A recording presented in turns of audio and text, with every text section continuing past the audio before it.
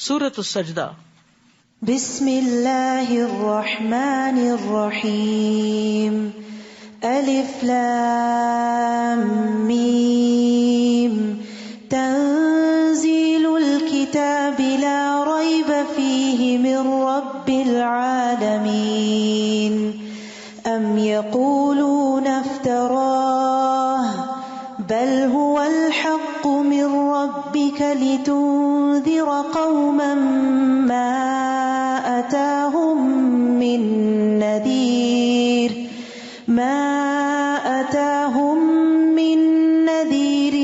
من قبلك لعلهم يهتدون۔ شروع کرتی ہوں اللہ کے نام سے جو بے انتہا مہربان نہایت رحم فرمانے والا ہے۔ نبی صلی اللہ علیہ وسلم اس وقت تک نہیں سوتے تھے جب تک سورۃ السجدہ اور تبارک الذی بیدہ الملک نہ پڑھ لیتے۔ اسی طرح نبی صلی اللہ علیہ وسلم جمعے کے دن فجر کی نماز میں سورۃ السجدہ اور سورۃ الدہر پڑھا کرتے تھے۔ الف لام میم، تنزیل الکتاب لا ریب فیہ من رب العالمین۔ الف لام میم، اس بات میں کوئی شک نہیں کہ یہ کتاب یعنی قرآن رب العالمین کی طرف سے نازل شدہ ہے۔ کیا وہ یہ کہتے ہیں کہ اس نبی نے اس قرآن کو خود ہی گھڑ لیا ہے؟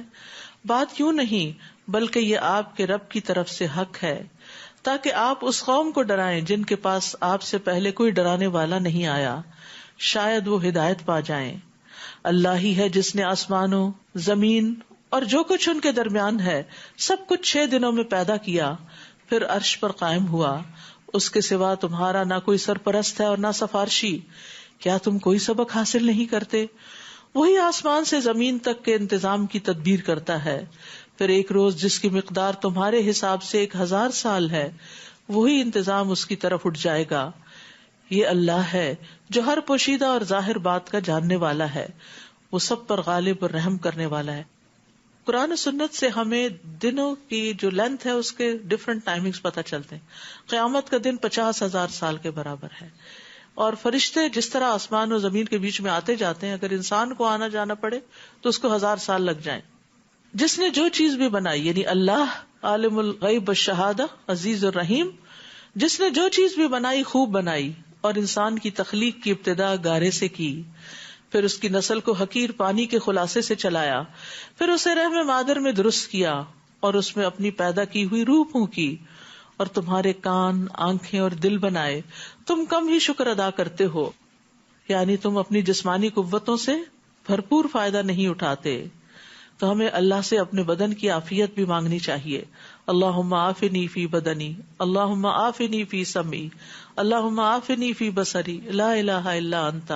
اللہ مجھے میرے بدن میں عافیت عطا کر، مجھے میری سماعت میں عافیت عطا فرما، اللہ مجھے میری بصارت میں عافیت عطا فرما، تیرے علاوہ کوئی اور معبود نہیں۔ اسی طرح بدنی نعمتوں سے فائدہ اٹھانے کی دعا کرنی چاہیے کہ اللہ ہم اپنے جسم سے بھرپور فائدہ اٹھاتے رہے، دنیا کے کام کاج بھی کرے اور اپنی آخرت کے لیے بھی نیک عمل زیادہ سے زیادہ کرے، کیونکہ جب انسان کی ہیلتھ اچھی نہیں ہوتی تو پھر انسان کچھ کرنے کے قابل نہیں ہوتا، حتیٰ کہ نماز روزے سے بھی عاجز آ جاتا ہے، کسی کی خدمت کرنا تو دور کی بات ہوئی۔ تو ابو ہریرہ سے روایت ہے کہ رسول اللہ صلی اللہ علیہ وسلم یہ دعا کرتے تھے، اللہم متعنی بسمعی وبصری واجعلہم الوارث منی وانصرنی علی من یظلمنی وخذ منہ بثأری۔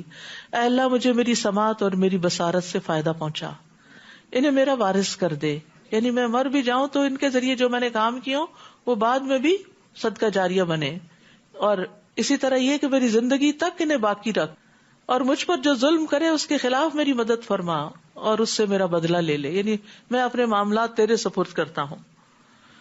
وَقَالُوا إِذَا ضَلَلْنَا فِي الْأَرْضِ أَإِنَّا لَفِي خَلْقٍ جَدِيدٍ، یہ لوگ کہتے ہیں جب ہم مٹی میں مل جائیں گے تو کیا از سر نو پیدا کیے جائیں گے؟ حقیقت یہ ہے کہ یہ لوگ اپنے رب کی ملاقات ہی کے منکر ہے۔ آپ ان سے کہہ دیجئے کہ موت کا جو فرشتہ تم پر مقرر ہے وہ تمہاری روح قبض کر لے گا۔ اللہ اکبر۔ ہم سب کی موت کا بھی وقت اور جس نے جان نکالنی ہے وہ طے ہو چکا ہے، پھر تم اپنے رب کی طرف لوٹائے جاؤ گے، اور کاش آپ دیکھیں جب مجرم اپنے رب کے حضور سر جھکائے کھڑے ہوں گے اور کہیں گے اے ہمارے رب، ہم نے سب کچھ دیکھ لیا اور سن لیا، لہٰذا ہمیں دوبارہ واپس بھیج دیجئے، کہ ہم اچھے عمل کریں. اب ہمیں یقین آ گیا ہے. اب دیکھیں کہ رات سوتے وقت انسان اگر یہ سورت پڑھے اور ان معانی کو جانے تو دل پہ عجب اثر ہوتا ہے. اور اگر ہم چاہتے تو پہلے ہی ہر شخص کو ہدایت دے دیتے، لیکن میری بات پوری ہو کے رہی کہ میں جہنم کو جن اور انسانوں سب سے بھر دوں گا. استغفر اللہ. بس اب اس بات کا مزہ چکھو جو تم نے اس دن کی ملاقات کو بلا دیا تھا، اب ہم نے بھی تمہیں بلا دیا، اور جو کچھ تم کرتے رہے اس کی وجہ سے اب دائمی عذاب کا مزہ چکھو.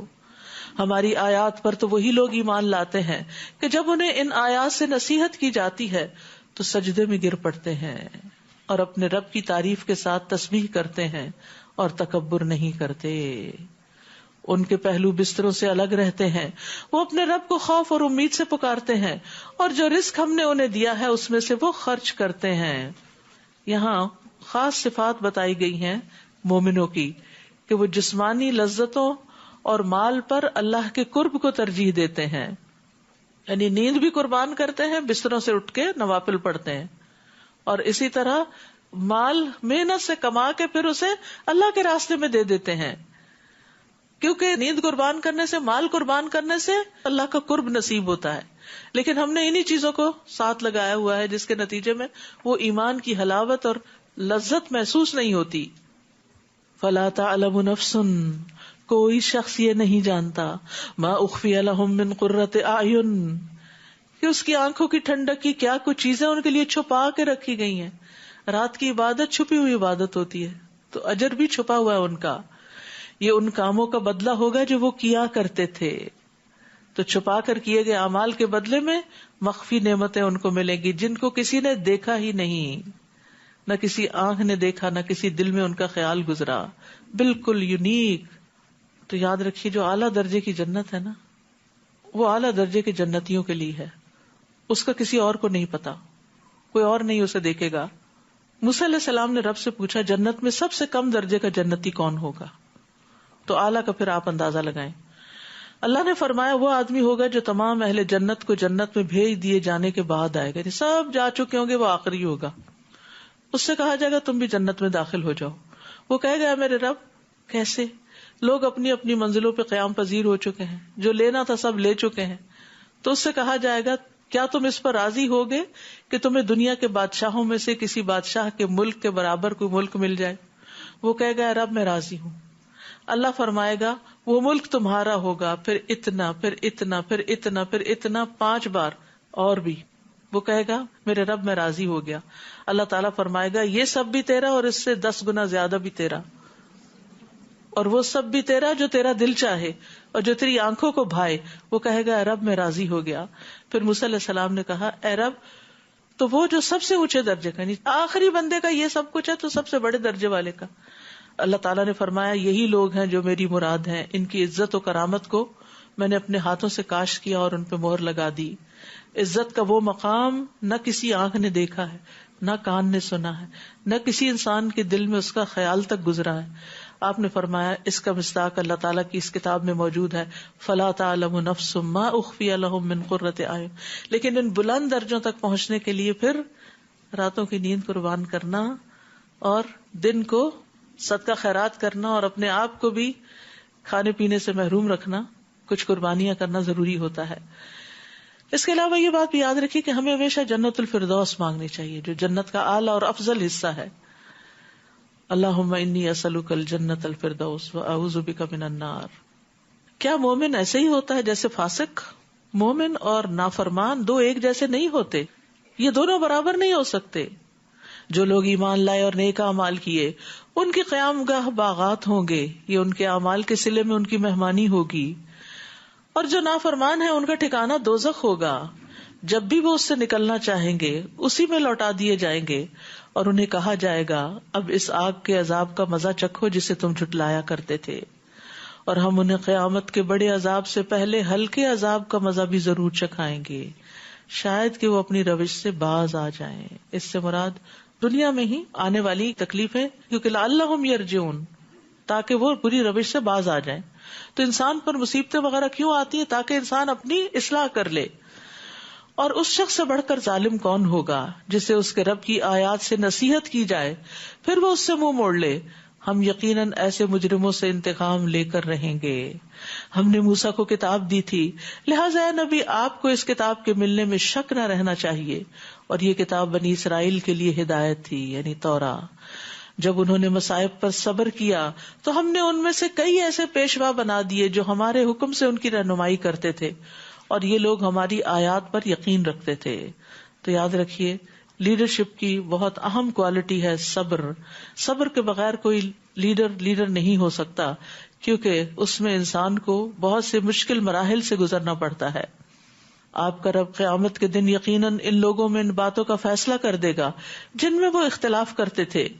کیا انہیں اس بات سے کچھ رہنمائی نہیں ملی کہ ان سے پہلے ہم کئی ایسی قوموں کو ہلاک کر چکے ہیں جن کے رہائشی مقامات پر آج یہ لوگ چل پھر رہے ہیں؟ اس میں بھی بہت سی نشانیاں ہیں، کیا یہ سنتے نہیں؟ یعنی پچھلی قوموں کے انجام سے بھی سبق حاصل کرنا چاہیے. کیا انہوں نے دیکھا نہیں کہ ہم پانی کو بنجر زمین کی طرف بہا لاتے ہیں جس سے ہم کھیتی پیدا کرتے ہیں، تو اس سے ان کے چوپائے بھی کھاتے ہیں اور وہ خود بھی کھاتے ہیں. کیا پھر یہ غور نہیں کرتے؟ یعنی غور کرتے رہیں تو اللہ کی طرف رجوع بھی کرتے رہیں. نیز کہتے ہیں اگر تم سچے ہو تو یہ فیصلہ کب ہوگا؟ کون سا؟ عذاب کا، یا پھر قیامت کب آئے گی؟ آپ ان سے کہیے جب فیصلے کا دن ہوگا. تو جن لوگوں نے کفر کیا ہے انہیں فیصلے کے دن ایمان لانا کچھ فائدہ مند نہ ہوگا، اور نہ ہی انہیں کچھ مہلت دی جائے گی. فَأَعْرِضْ عَنْهُمْ وَانتَظِرْ إِنَّهُمْ مُنتَظِرُونَ. سو آپ ان سے اعراض کیجئے اور انتظار کیجئے، وہ بھی یقیناً انتظار کر رہے ہیں کہ کب فیصلہ ہوتا ہے. سورۃ الاحزاب. بسم اللہ الرحمن الرحیم. یا ایھا النبی اتق اللہ ولا تطع الکافرین والمنافقین ان اللہ کان علیما حکیما.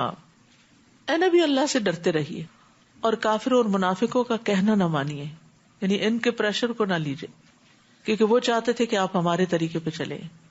اللہ تعالیٰ یقیناً سب کچھ جاننے والا اور حکمت والا ہے، اور یہی سبق ہم سب کے لیے ہے کہ جو لوگ اللہ سے دور ہیں، اللہ کے نافرمان ہیں، ان کی اطاعت نہ کریں. ہم سمجھتے ہیں کہ وہ شاید ہمارے فائدے کے لیے کچھ کہہ رہے ہیں ہمیں، جبکہ اللہ نے جو دیا ہے وہ زیادہ فائدے کا ہے، کیونکہ اللہ علم والا ہے، حکمت والا ہے. اور جو کچھ آپ کے رب کی طرف سے آپ پر وحی کی جاتی ہے اسی کی اتباع کیجیے، اور تم جو کچھ بھی عمل کرتے ہو اللہ تعالیٰ یقیناً ان سے باخبر ہے. اور اللہ پر بھروسہ کیجیے، اور اللہ کا کارساز ہونا ہی کافی ہے. اللہ نے کسی آدمی کے اندر دو دل نہیں بنائے، نہ ہی تمہاری ان بیویوں کو جن سے تم زہار کرتے ہو تمہاری مائیں بنایا ہے، اور نہ تمہارے منہ بولے بیٹوں کو تمہارے حقیقی بیٹے بنایا ہے. یہ تو تمہارے منہ کی باتیں ہیں، مگر اللہ حقیقی بات کہتا ہے اور وہ صحیح راہ دکھاتا ہے. ان منہ بولے بیٹوں کو ان کے باپوں کے نام سے پکارو. جب کوئی بچہ اڈاپٹ کیا جائے تو باپ کا نام نہیں بدلنا چاہیے. اللہ کے ہاں یہی انصاف کی بات ہے. اور اگر تمہیں ان کے باپوں کے نام کا علم نہ ہو تو وہ تمہارے دینی بھائی اور دوست ہیں، کوئی فرضی نام رکھ لینا چاہیے. اور کوئی بات تم بھول چوک کی بنا پہ کہہ دو تو اس میں تم پر کوئی گرفت نہیں، مگر جو دل کے ارادے سے کہو اس پر ضرور پکڑ ہوگی. اللہ یقیناً معاف کرنے والا، رحم کرنے والا ہے. تو یہاں بہت اہم مسئلہ پتہ چل رہا ہے کہ اڈاپشن کی وجہ سے ولدیت نہیں بدلنی چاہیے. نبی صلی اللہ علیہ وسلم نے فرمایا جو شخص جانتے ہوئے اپنے باپ کے سوا کسی دوسرے کی طرف اپنے آپ کو منسوب کرے تو اس پر جنت حرام ہے. بلا شبہ نبی مومنوں کے لیے ان کی اپنی ذات سے بھی مقدم ہے، اور آپ کی بیویاں مومنوں کی مائیں ہیں، امہات المومنین. اور کتاب اللہ کی روح سے مومنین اور مہاجرین کی نسبت رشتہ دار ایک دوسرے کے ترکے کے زیادہ حقدار ہیں. البتہ اگر تم دوستوں سے کوئی بھلائی کرنا چاہو تو کر سکتے ہو، کتاب اللہ میں یہی کچھ لکھا ہوا ہے. یہ جو وصیت کا خانہ رکھا گیا نا، یہ ایسے ہی لوگوں کو دینے کے لیے ہے جن کے باقاعدہ شریعت میں وراثت کے حصے نہیں مقرر کیے گئے. اور اس عہد کو یاد رکھو جو ہم نے سب نبیوں سے لیا اور آپ سے بھی، اور نوح، ابراہیم، موسیٰ اور عیسیٰ ابن مریم سے بھی. ان سب سے ہم نے پختہ عہد لیا تھا تاکہ اللہ تعالیٰ سچے لوگوں سے ان کی سچائی کے بارے میں سوال کرے، اور کافروں کے لیے ہم نے دردناک عذاب تیار کر رکھا ہے. یا ایھا الذین آمنوا اذکروا نعمت اللہ علیکم. اے ایمان والو اللہ کے اس احسان کو یاد رکھو جب کفار کے لشکر تم پر چڑھ آئے تھے. اشارہ ہے غزوہ خندق کی طرف، جس کو غزوہ احزاب بھی کہا جاتا ہے. احزاب حزب کی جمع ہے جس کا مطلب ہے لشکر.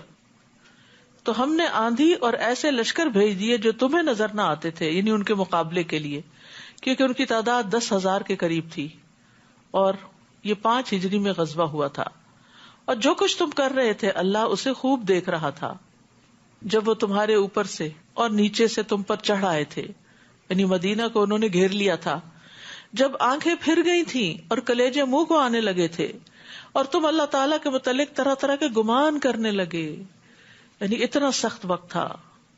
اس موقع پر مومنوں کی آزمائش کی گئی اور وہ بری طرح ہلا دیے گئے، استغفر اللہ۔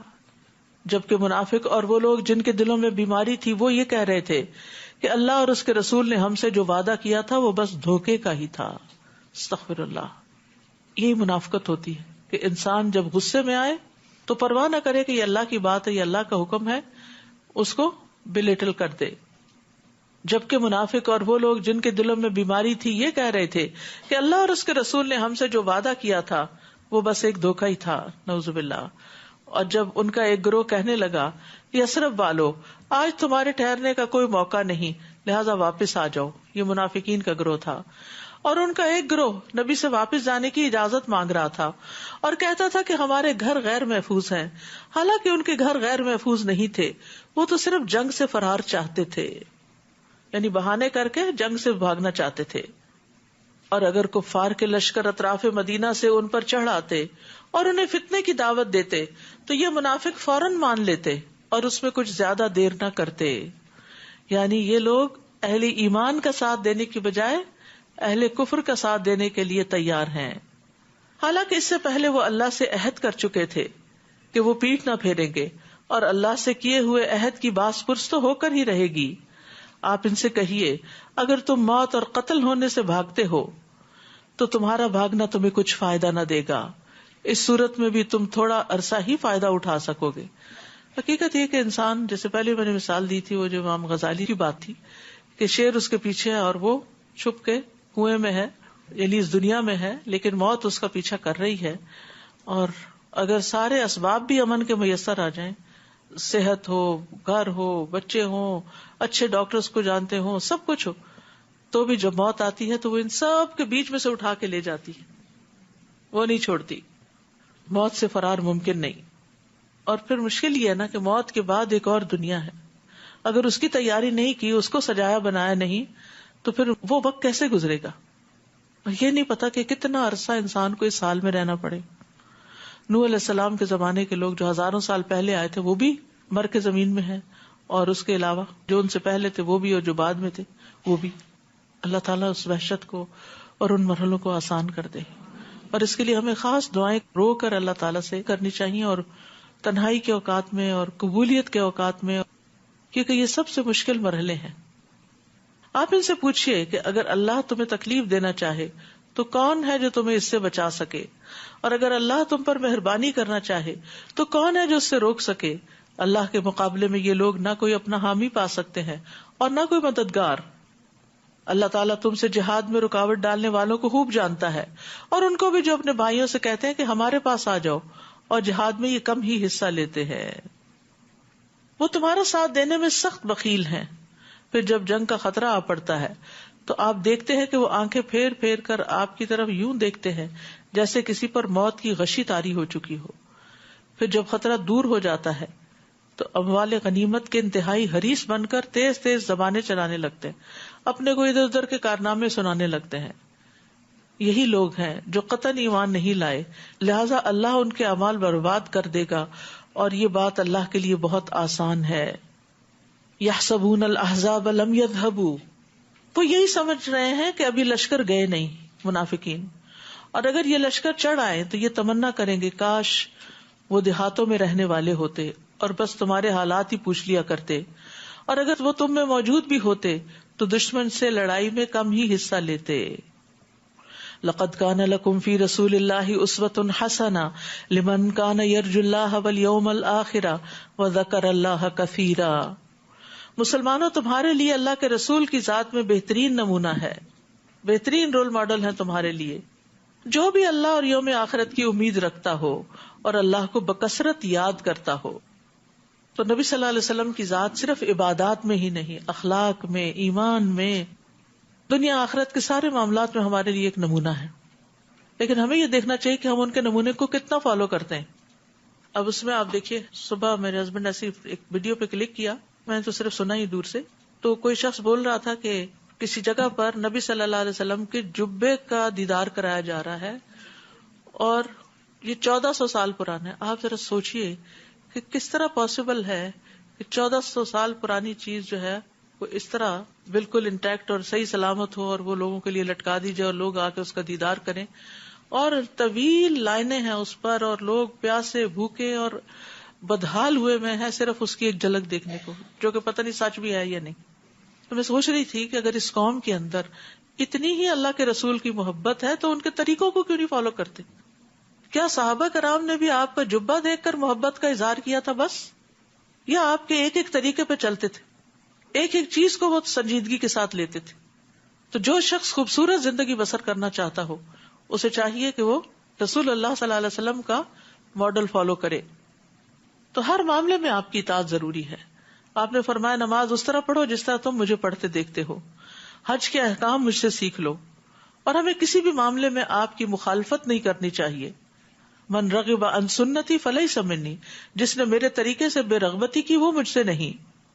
ابو بکر کہتے ہیں میں کوئی چیز نہیں چھوڑوں گا جس پر رسول اللہ عمل کرتے تھے صلی اللہ علیہ وسلم، مگر میں اس پر عمل کروں گا.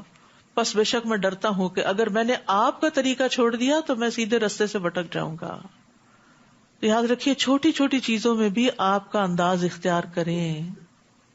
وَلَمَّا رَأَى الْمُؤْمِنُونَ الْأَحْزَابَ قَالُوا هَذَا مَا وَعَدَنَا اللَّهُ وَرَسُولُهُ وَصَدَقَ اللَّهُ وَرَسُولُهُ وَمَا زَادَهُمْ إِلَّا إِيمَانًا وَتَسْلِيمًا. اور جو مومنوں نے ان لشکروں کو دیکھا 10,000 کے قریب تھے اور سارا عرب اٹھ کے آ گیا تھا، تو لشکروں کو دیکھ کے کیا کہنے لگے؟ کتنی پازیٹو بات ہے، یہ تو وہی بات ہے جس کا اللہ اور اس کے رسول نے ہم سے وعدہ کیا تھا کہ ایسا ہوگا.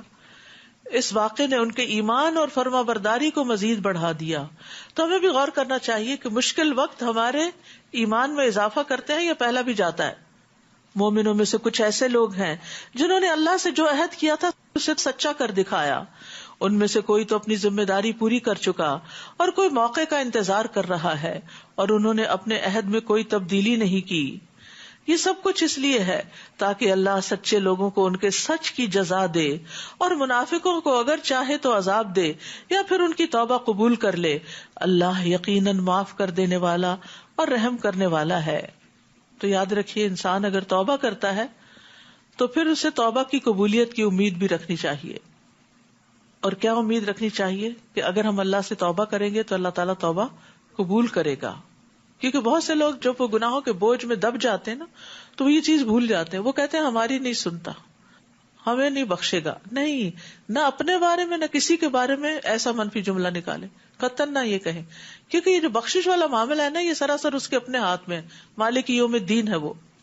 اور کفار کے لشکروں کو اللہ تعالیٰ نے ان کے غصے سمیت واپس لوٹا دیا. وہ آئے تھے مسلمانوں کو ختم کرنے، لیکن خود نقصان اٹھا کے واپس گئے، اور انہوں نے کوئی بھلائی حاصل نہ کی. اور لڑائی کے لیے مومنوں کی طرف سے اللہ ہی کافی ہو گیا، وہ یقیناً بڑی قوت والا زبردست ہے.